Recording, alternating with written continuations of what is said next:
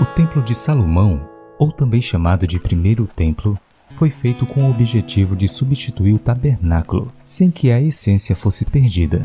Quanto à sua arquitetura, o templo tinha 4 principais seções. A primeira, o Santo dos Santos, ou também chamada de Santíssimo, abrigava a Arca da Aliança.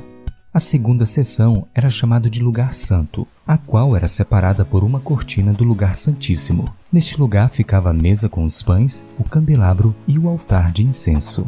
Cercando estas 2 salas, ficava uma estrutura de 3 lados, os quais consistiam de pequenos quartos, os quais eram usados pelos sacerdotes para o armazenamento de itens do templo. Na parte da frente do lugar santo ficava o vestíbulo, com 2 grandes pilares de bronze.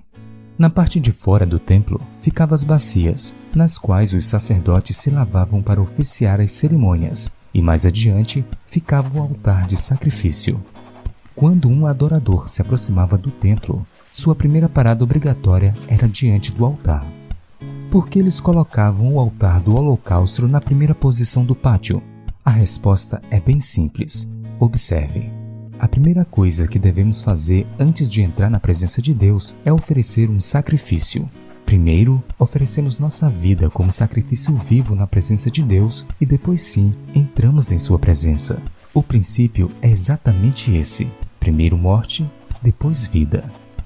No capítulo 4 de 2 Crônicas, encontramos em detalhes a narrativa da confecção dos móveis e os utensílios do templo. No verso inicial, encontramos a descrição do altar. Veja. Também fez um altar de bronze, de 20 côvados de comprimento, 20 de largura e 10 de altura.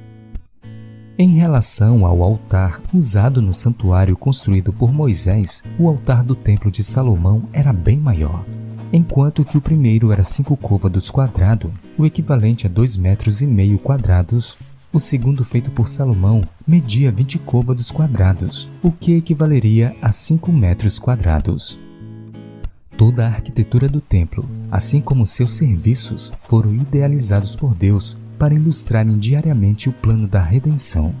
Cada detalhe apontava para Cristo e para seu sacrifício no lugar do pecador. Ao lado do altar era onde os animais inocentes eram mortos no lugar de seus ofertantes e em seguida eram queimados. Você consegue imaginar como era chocante para uma pessoa assistir à morte de um inocente em uma cerimônia aparentemente tão cruel? Porém, o impacto desta cerimônia era proposital.